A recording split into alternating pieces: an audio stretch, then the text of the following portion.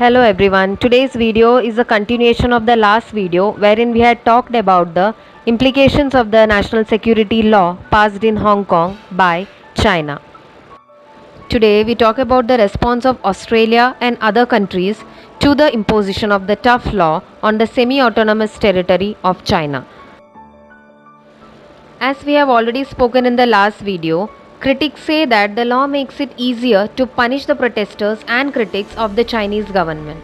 Further, the statements of the law are vague, hence, the extent of the law's reach is still uncertain. It has been told that the law could not only affect the freedom of speech of the Hong Kongers, but it could also lead to foreign nationals being arbitrarily detained in Hong Kong. That has led Australia and other nations to issue new warnings to their citizens in Hong Kong. More than 1 lakh Australians are there in the city. Australia has suspended its extradition treaty with Hong Kong in response to the law imposed by China, bypassing Hong Kong's Legislative Council without public consultation. The said extradition treaty has been in place since 1993, according to which Australia and Hong Kong could both seek the extradition of any person within their jurisdiction who was wanted for prosecution or a criminal sentence. This process has happened just twice in the past 10 years. Australian Prime Minister Scott Morrison said the new law undermined Hong Kong's own basic law and the territory's current level of autonomy from Beijing. He further added, his government, together with other governments around the world, have been very consistent in expressing their concerns about the imposition of the law on Hong Kong. He also said the law constitutes a fundamental change of circumstances in respect to Australia's extradition agreement with Hong Kong. Australia has also announced its plans to extend visas for Hong Kong residents by 5 years and encourage businesses there to relocate, providing a pathway to permanent residency for up to 10,000 people who are already in the country on student and other temporary visas. Acting Immigration Minister Alan Tudge said he expected the number of Hong Kongers who would come to Australia under the new arrangements would be in the hundreds or low thousands. Australia had last offered the similar safe haven visas to Chinese after the bloody crackdown on pro-democracy protesters around Beijing's Tiananmen Square in 1989. More than 27,000 Chinese students in Australia at that time were allowed to stay permanently. Australia has also updated its advice to citizens about travelling to Hong Kong. The new advice states, you may be at increased risk of detention on vaguely defined national security grounds. You could break the law without intending to.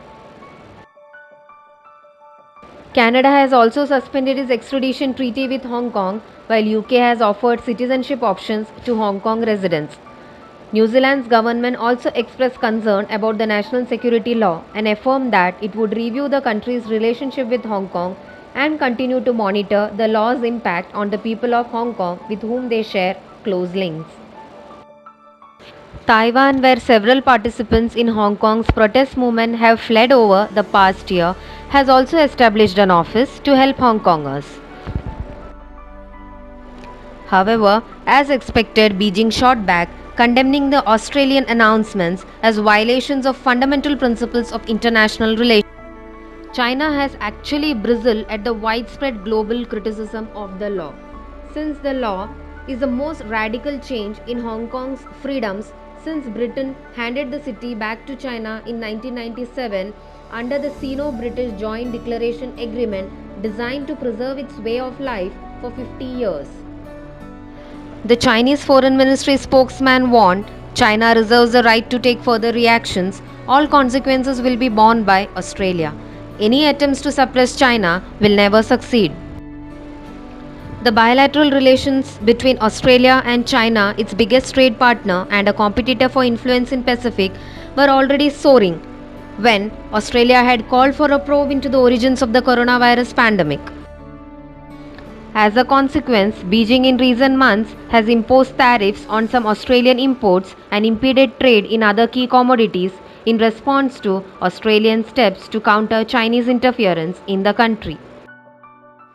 The takeaway point is that the tensions in the already strained bilateral relation between Australia and China is only going to be aggravated in the current scenario.